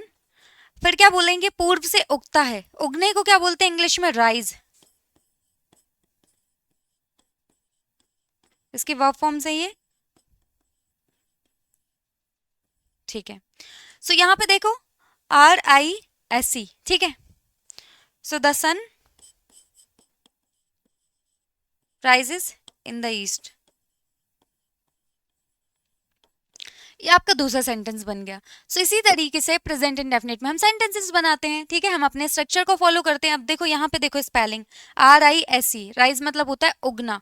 तो यहाँ पे देखो कि कोई भी ऐसा नहीं है कि यहाँ पे ES ऐड करना है, ES ऐड करना है। हमने देख लिया कि ना ये O से एंड हो रहा है, ना ये CS से एंड हो रहा है, और यहाँ पे कोई Y भी नहीं है। तो हमने देखा कि हाँ नॉर्मल S ऐड होगा, तो हमने S ऐड कर दिया, the sun rises in the east, और हमारा सेंटेंस बन गया, ठीक है।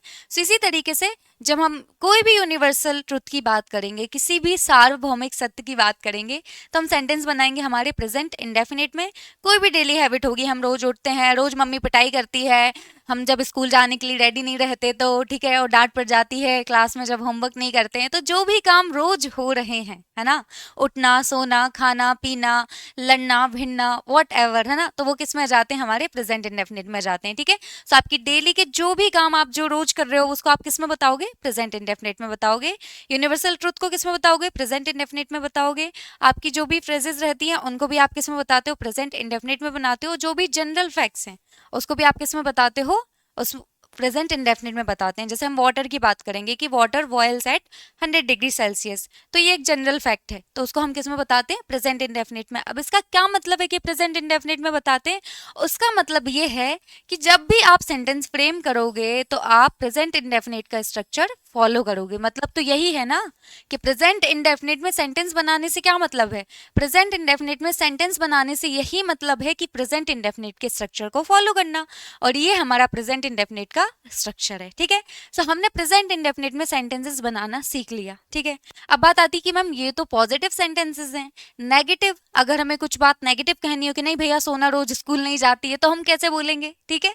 सो ये वाली बात भी आ जाती है, क्या क्या सोना स्कूल जाती है, तो ये बात भी अगर हमें करनी है, क्वेश्चन पूछना हो, तो क्या स्ट्रक्चर रहेगा प्रेजेंट इंडेफिनिट का।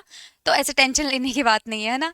अभी यहाँ पे सारे स्ट्रक्चर हम डिस्कस करेंगे, क्योंकि आपके एग्जाम में क्या होता है कि जनरली अगर स्कूलिंग की हम बात करें तो बच्चों के केस में क्या क्वेश्चन पूछा जाता है कि प्रेजेंट इंडेफिनिट से पास्ट इंडेफिनिट में आप सेंटेंस को क्या कीजिए, कन्वर्ट कर दीजिए, ठीक है। इस तरीके से बोला जाता है। सो बोलेंगे कि इसी सेंटेंस को आप प्रेजेंट इंडेफिनिट में बना के बताओ, कोई पास्ट में दे देंगे। सो इसी तरीके से वो क्या बोलते हैं, सेंटेंस को कन्वर्ट करने का हमसे बोलते हैं। तो अगर हमें स्ट्रक्चर बहुत अच्छे से क्लियर होगा तो आपको लगता है ये दिक्कत आने वाली नहीं। इसका स्ट्रक्चर लिखेंगे, दूसरे का स्ट्रक्चर लिखेंगे, देखेंगे क्या चेंजेस करना है, बहुत अच्छे से हम अपने सेंटेंस को क्या कर लेंगे, फ्रेम कर लेंगे, ठीक है, क्वेश्चन के अकॉर्डिंग, ठीक है।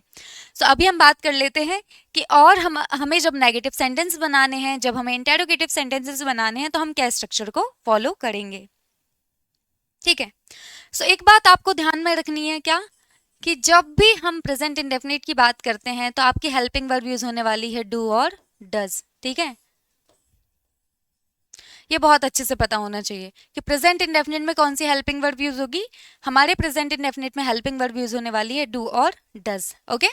सो डू और डज, तो हम बात कर लेते हैं कि जब हम नेगेटिव सेंटेंस बनाएंगे तो स्ट्रक्चर क्या रहेगा। पहले मैं जो हमारा सिंपल वाला स्ट्रक्चर है उसको रखती हूँ, फिर नेगेटिव वाला, ठीक है। जैसे देखो ये हमें सेंटेंस यहाँ पे दिया हुआ था, है ना, क्या सेंटेंस था हमारा, सोना गोज टू स्कूल डेली, कि भैया जो सोना है वो क्या करती है, रोज स्कूल जाती है, ठीक है। और अगर इसी का नेगेटिव बना दूं तो हेल्पिंग वर्ब हमारी ऐड होती है। तो उसका स्ट्रक्चर पहले बताते हैं, फिर आपको सेंटेंस यहाँ पे क्लियर करेंगे। ओके।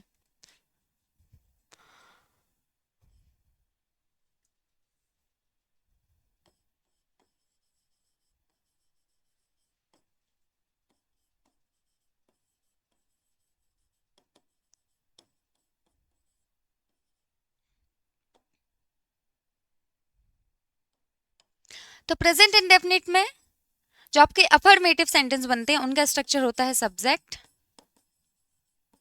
प्लस वर्ब की फर्स्ट फॉर्म, साथ में एस, ई एस और आई ई एस और प्लस ऑब्जेक्ट, है ना।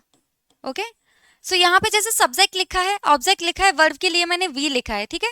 तो नीचे जब मैं स्ट्रक्चर बनाऊंगी ना तो मैं क्या करूंगी, बस एस लिखूंगी, है ना, सब्जेक्ट पूरा नहीं लिखूंगी, और ऑब्जेक्ट के लिए मैं ओ लिखूंगी, ठीक है।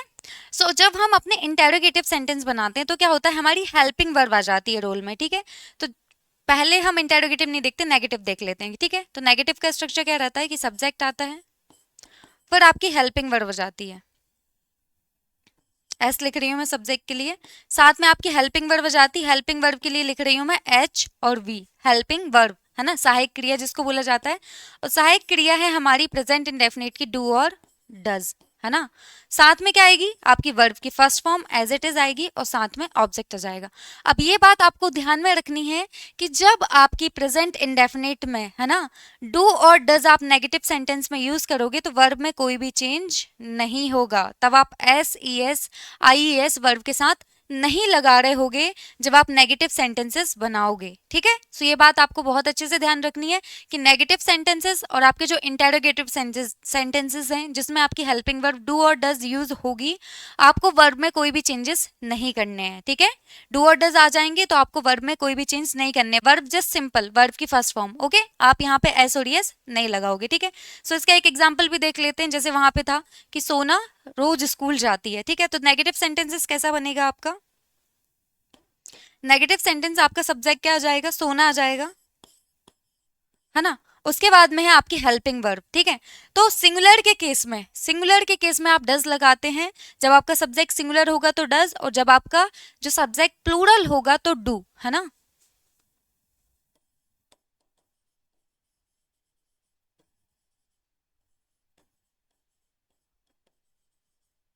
है ना, और ये सिंगुलर सब्जेक्ट से भी क्या मतलब है, थर्ड पर्सन सिंगुलर से।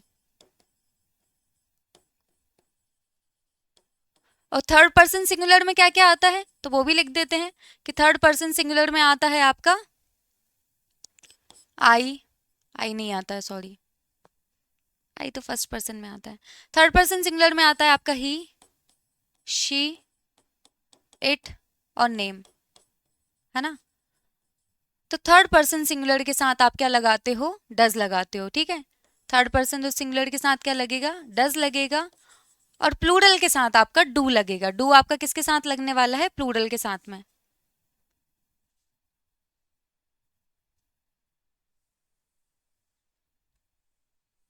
ठीक है। थर्ड पर्सन सिंगुलर के साथ आप लगाओगे डज,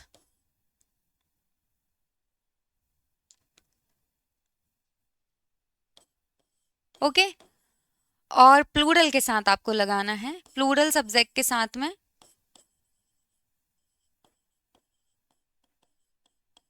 आपको क्या लगाना है, डू। और प्लूरल सब्जेक्ट में क्या क्या जाएगा आपका, आपका जाएगा वी, दे, ये सब किस में आ जाएंगे, प्लूरल सब्जेक्ट में आ जाएंगे। और बाकी जो थर्ड पर्सन सिंगुलर के साथ जो भी चीजें नहीं आ रही वो यहाँ पे आ जाएंगी, उनके साथ हम क्या लगाएंगे, डू लगाएंगे, ठीक है। जैसे मम्मी बोलती है ये तुम्हारे लिए, ठीक है। तो और बच्चे बोलते हैं मेरे लिए क्या, अच्छा वो बैग में जो जो भी रखा है बाकी बस तुम लोगों के लिए है, ठीक है। सो कुछ बच्चे से डिमांडिंग रहते हैं, मम्मी तुम यही लेके आना मेरे लिए, मुझे यही चाहिए, तो मम्मी स्पेसिफिकली पर वो चीज़ लेके आएंगे कि हाँ इसको ये चाहिए, ठीक है। और बच्चे मेरे लिए क्या, हाँ वो बाकी जो चीज़ें हैं वो तुम लोग देख लो तुम्हारे लिए, ठीक है। ओके। सो इसी तरीके से कि थर्ड पर्सन सिंगुलर जब भी हम बात करेंगे किसकी, ही, शी, इट, नेम, इसके साथ हम क्या लगाएंगे, डज लगाएंगे। और बाकी जो आपके प्लूरल सब्जेक्ट है उनके साथ में डू लगाएंगे। बहुत सिंपल सी कहानी, थर्ड पर्सन सिंगुलर में बस यही सब आएगा, ही आएगा, शी आएगा, इट, राम, श्याम, जो भी नेम है उनकी बात चलेगी तो हम डज लगा देंगे, और फिर बाकी जो भी है उनके साथ हमें क्या लगाना है, डू लगाना है, ठीक है। सो डू और डज भी हमें बहुत अच्छे से क्लियर होना चाहिए। अब हम नेगेटिव सेंटेंस हमारा फ्रेम कर रहे थे ये वाला, इसको कंप्लीट करते हैं।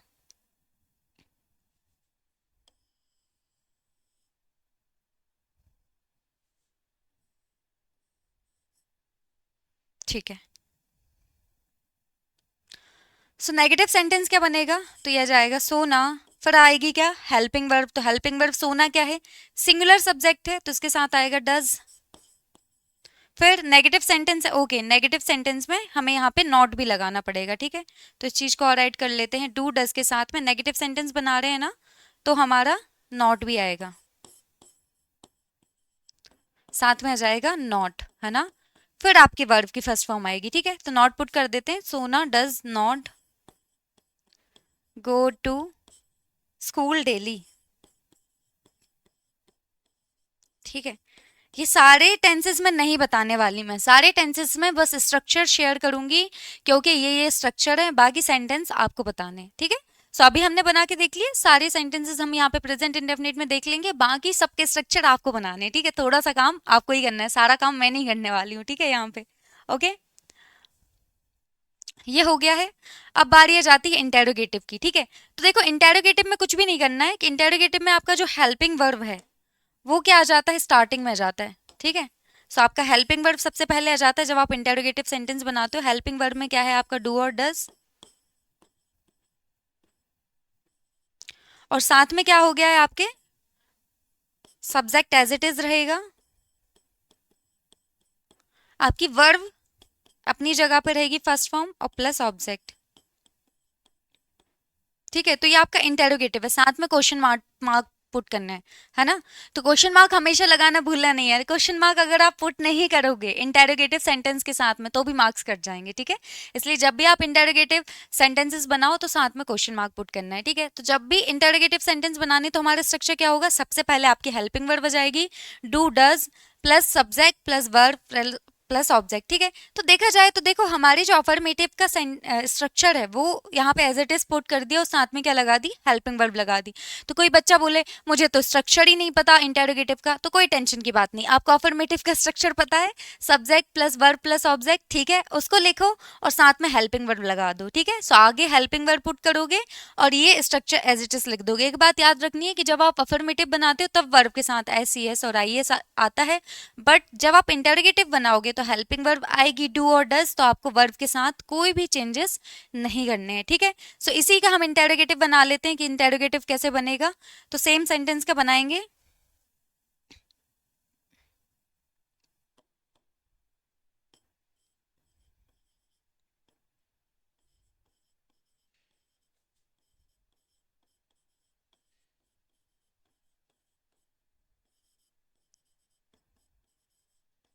तो ये आपका इंटेरोगेटिव हो गया कि डस सोना गो टू स्कूल डेली, क्या सोना रोज स्कूल जाती है, ठीक है, ये आपका इंटेरोगेटिव हो गया, ठीक है। सो हमने अफर्मेटिव देख लिया, हमने देख लिया हमारा नेगेटिव, और फिर हमने देख लिया हमारा इंटेरोगेटिव, ठीक है। अब बात आ जाती है कि ये तो हो गया, फिर इंटेरोगेटिव नेगेटिव, उसको भी देख लेते हैं कि इंटेरोगेटिव नेगेटिव कैसे बनेगा। इंटेरोगेटिव नेगेटिव के केस में सिंपल सी बात है, आपकी हेल्पिंग वर्ब यहीं रहेगी एज इट इज। कई बार पेन भी बोलता है कि नहीं मैं नहीं काम करूंगा, बहुत यूज कर रहे हो मुझे।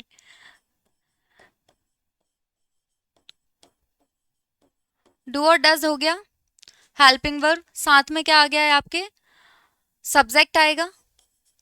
याद रखना है थोड़ा सा स्ट्रक्चर, यहाँ पे क्लियर हो गया ना, सब बात एक बार में क्लियर हो जाएगी, है ना।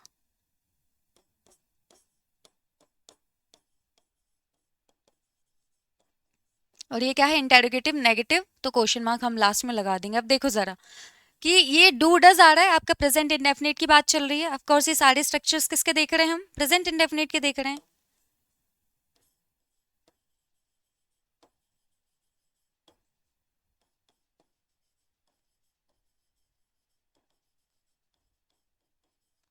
है ना। तो ये प्रेजेंट इंडेफिनिट के हम सारे स्ट्रक्चर देख रहे हैं। तो ये हम बात कर रहे हैं हमारा इंटेरोगेटिव नेगेटिव की। तो इंटेरोगेटिव नेगेटिव का स्ट्रक्चर क्या है, सबसे पहले आपका हेल्पिंग वर्ब, फिर आपका सब्जेक्ट, फिर आपका नॉट, फिर वर्ब की फर्स्ट फॉर्म प्लस ऑब्जेक्ट। क्यों, क्योंकि इंटेरोगेटिव नेगेटिव है, मतलब क्वेश्चन भी पूछ रहे हो पर क्वेश्चन कैसा है, नेगेटिव क्वेश्चन है, ठीक है। अब मैं इसी को जो हम एक सेंटेंस देखते आ रहे हैं उसी का हम इंटेरोगेटिव नेगेटिव यहाँ पे बनाएंगे, तो क्या हो जाएगा, इट डज, फिर सोना ऑब्जेक्ट है हमारी, सब्जेक्ट है, does Sona not not go to school daily, है ना। क्वेश्चन पूछा पर कैसा क्वेश्चन था, नेगेटिव क्वेश्चन था, ठीक है। ओके, इतना क्लियर हो जाए। अब ये हमारा इंटेरोगेटिव नेगेटिव का स्ट्रक्चर हमने देख लिया है। ओके, ठीक है। अब मैम नॉट अलग क्यों लिखा है, ये नॉट अलग यहाँ पे लिखा हुआ है, वो भी सब्जेक्ट के बाद लिखा है मैम, ठीक है। तो एक कॉन्सेप्ट रहता है किसका, कॉन्ट्रैक्शन का, ठीक है। तो कॉन्ट्रैक्शन में क्या होता है कि आप क्या करते हो, जैसे डू और डज हमने यहाँ पे अलग लिखा है और नॉट अलग लिखा है, तो मैं इसी को डू प्लस नॉट कर दूंगी, थोड़ा सेपरेटली साइड में लिखेंगे, है ना। कॉन्ट्रैक्शन में क्या होता है कि डू प्लस नॉट क्या बन जाएगा, डोंट बन जाएगा,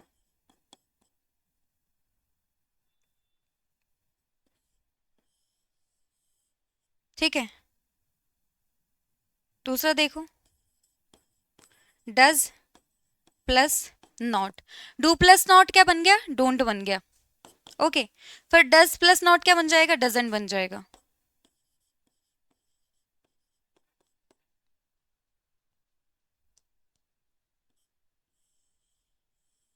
क्या बन जाएगा, डजंट बन जाएगा, ठीक है। इनको क्या बोला जाता है, कॉन्ट्रैक्शन बोला जाता है, जब हम डू और नॉट को कंबाइन करके एक सिंगल टर्म बना देते हैं, डोंट बन गया, फिर डज और नॉट को डजंट बन गया, ठीक है। तो देखो जब हम यहाँ पे डू और डज को और नॉट को सेपरेटली लिखेंगे, ठीक है, जैसे हमने यहाँ पे हेल्पिंग वर्ब यहाँ पे लगाई है और नॉट यहाँ पे सेपरेटली लगाया है, ठीक है। तो फिर नॉट अगर आप सेपरेटली लगा रहे हो तो सब्जेक्ट के बाद ही आएगा, ये भी सही है। और फिर अगर हम एक साथ लगा रहे हैं तो स्ट्रक्चर क्या हो जाएगा, इसी स्ट्रक्चर को हम थोड़ा सा मॉडिफाई करेंगे और स्ट्रक्चर हो जाएगा हमारा ये।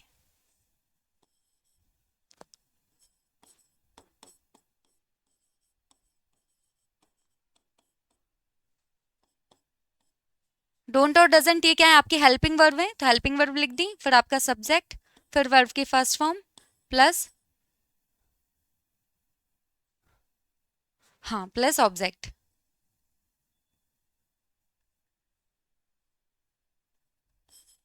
ठीक है। सो यहाँ पे क्या चेंजेस आए कि आपने क्या किया कि जब आप जो आपके हेल्पिंग वर्ब है नॉट उनको सेपरेटली लिख रहे हो, तो नॉट किसके बाद आ रहा है, सब्जेक्ट के बाद आ रहा है। लेकिन अगर आप उनको साथ में लिख दोगे, एज अ कॉन्ट्रैक्शन लिख दोगे, तो क्या होगा कि वो यहाँ पे हेल्पिंग वर्ब के साथ ही आ जाएगा। तो सेम सेंटेंस आपका कैसा बनेगा, सेंटेंस आपका बनेगा,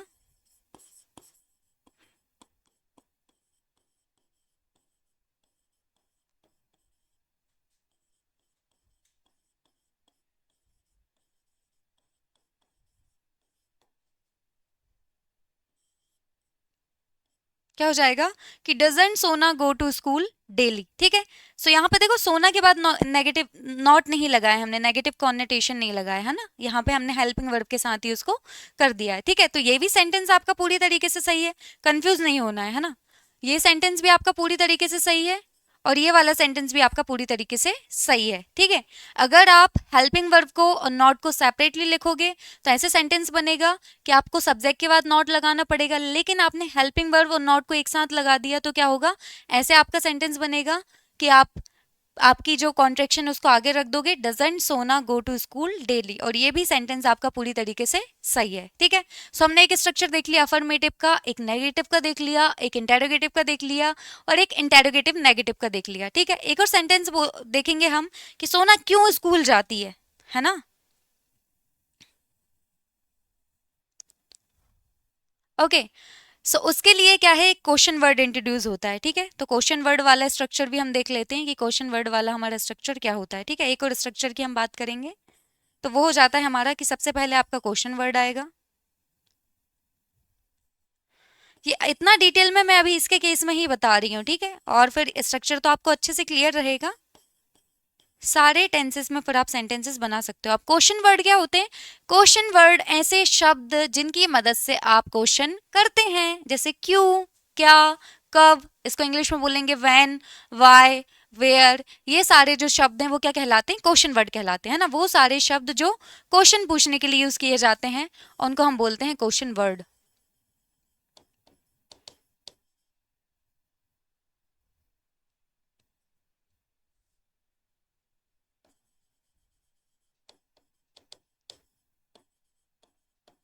ठीक है। तो कौन कौन से वो शब्द जो क्वेश्चन पूछने के लिए यूज होते हैं, what, when, why, how, where, ये सारे क्या हैं आपके क्वेश्चन वर्ड हैं, ठीक है। सो ये आपको सारे क्वेश्चन वर्ड बता दिए हैं, ये सारे क्या हैं आपके क्वेश्चन वर्ड।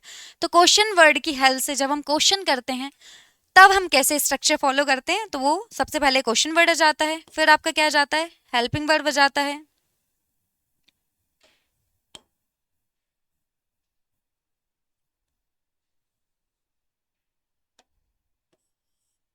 ठीक है। सो क्वेश्चन वर्ड, फिर आपका हेल्पिंग वर्ब, हेल्पिंग वर्ब में आपका वही डू डज, और फिर साथ में आ जाएगा आपका सब्जेक्ट, सब्जेक्ट कहीं नहीं जाने वाला, वर्ब भी कहीं नहीं जाने वाला और ऑब्जेक्ट भी कहीं नहीं जाने वाला, और ये क्वेश्चन करने वाला आपका सेंटेंस है, तो इंटेरोगेटिव जो मार्क्स है वो भी कहीं नहीं जाने वाला आपका, ठीक है। सो हमने यहाँ पे पुट कर दिया है हमारा स्ट्रक्चर, वो भी किसका, क्वेश्चन वर्ड वाला, ठीक है। तो ये स्ट्रक्चर को और देख लेते हैं, इसका सेंटेंस भी फ्रेम कर लेते हैं। सेंटेंस क्या बनेगा, ठीक है, वाई ले लेते हैं, वाई डज सोना गो टू स्कूल, क्यों जाती है भैया, रोज क्यों जाती है, हम तो नहीं जाते, जाना चाहिए, ठीक है, रोज जाना चाहिए, कुछ भी मिस ना हो पाए।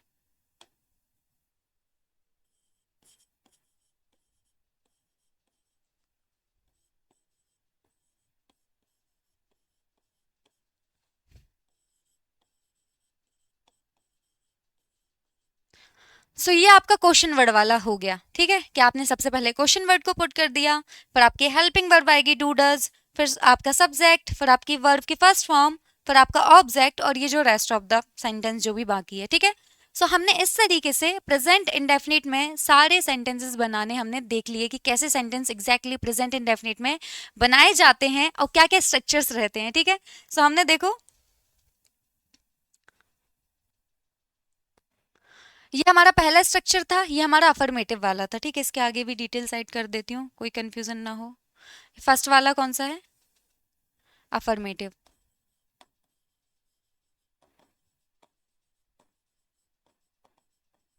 ठीक है,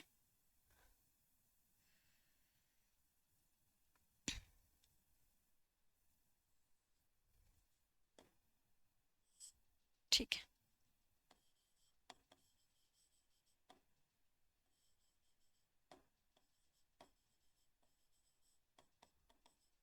पहला हो गया अफर्मेटिव, ये आपका कौन सा है, ये आपका नेगेटिव है, नेगेटिव को बोला जाता है नकारात्मक।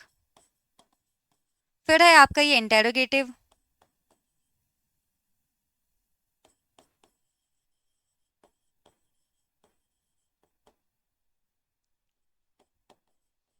ठीक है। सो पहला है आपका अफर्मेटिव, दूसरा है नेगेटिव, थर्ड है इंटेरोगेटिव, आगे फिर आपका कौन सा है, ये इंटेरोगेटिव नेगेटिव है,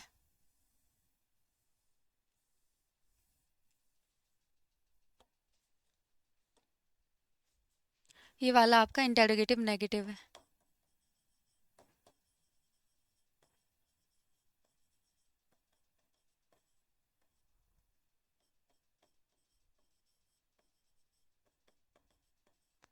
ठीक है। इंटेरोगेटिव नेगेटिव हो गया आपका। ये कौन सा था आपका, ये आपका था, ओके, कॉन्ट्रैक्शन वाला, सेम सेंटेंस है ना, इंटेरोगेटिव नेगेटिव ही है, पर ये हमने कॉन्ट्रैक्शन के साथ देखा था। और नेक्स्ट आ गया आपका ये क्वेश्चन वर्ड वाला, ठीक है। सो सारे स्ट्रक्चर हमारे प्रेजेंट इंडेफिनिट के हमने यहाँ पे डिस्कस कर लिए हैं, और बहुत अच्छे से आएंगे, सारी डिटेल्स हमने यहाँ पे क्लियर की है ना, ताकि कुछ भी मिसिंग ना हो पाए, है ना। इतना लेंदी अब आगे नहीं जाने वाले हम, ओके, क्योंकि जब भी हम नेक्स्ट आपका टेंस पढ़ेंगे, जैसे हम बात करेंगे किसकी, प्रेजेंट सिंपल की, ठीक है, तो स्ट्रक्चर मैंने आपको ऑलरेडी क्लियर कर दिया है, तो स्ट्रक्चर आपको खुद बनाना पड़ेगा। मैं आपको स्ट्रक्चर शेयर करूंगी, लेकिन सेंटेंसेस फिर आपको खुद अपने अकॉर्डिंगली बनाने हैं, ठीक है, कंडीशन का ध्यान में रखते हुए, ओके। सो इस तरीके से हम अपनी क्लास को कंटिन्यू करते जाएंगे। प्रेजेंट सिंपल पहले डिस्कस कर लेते हैं, और फिर हम किसकी बात करेंगे, नेक्स्ट की बात करेंगे। इसी तरीके से सारे हमारे जितने भी टेंसेस हैं उनको एक एक करके देखेंगे, ठीक है। सो हमने यहाँ पे स्ट्रक्चर देख लिया, क्योंकि स्ट्रक्चर इसलिए बहुत ज़्यादा इंपॉर्टेंट है क्योंकि आपके जो क्वेश्चंस पूछे जाते हैं एग्जाम में वो स्ट्रक्चर से ही पूछे जाते हैं। मतलब वो बोलेंगे कि प्रेजेंट इंडेफिनिट का ये जो सेंटेंस है इसको आप पास्ट सिंपल में क्या कर दो, कन्वर्ट कर दो, ठीक है। तो कैसे कन्वर्ट करोगे, स्ट्रक्चर पता होना चाहिए। तो जब आपको ये स्ट्रक्चर बहुत अच्छे से पता होंगे ना, तो कुछ नहीं करना कि ओके ये प्रेजेंट इंडेफिनिट का कैसा है, अफर्मेटिव सेंटेंस है, उसका स्ट्रक्चर ऐसा होता है।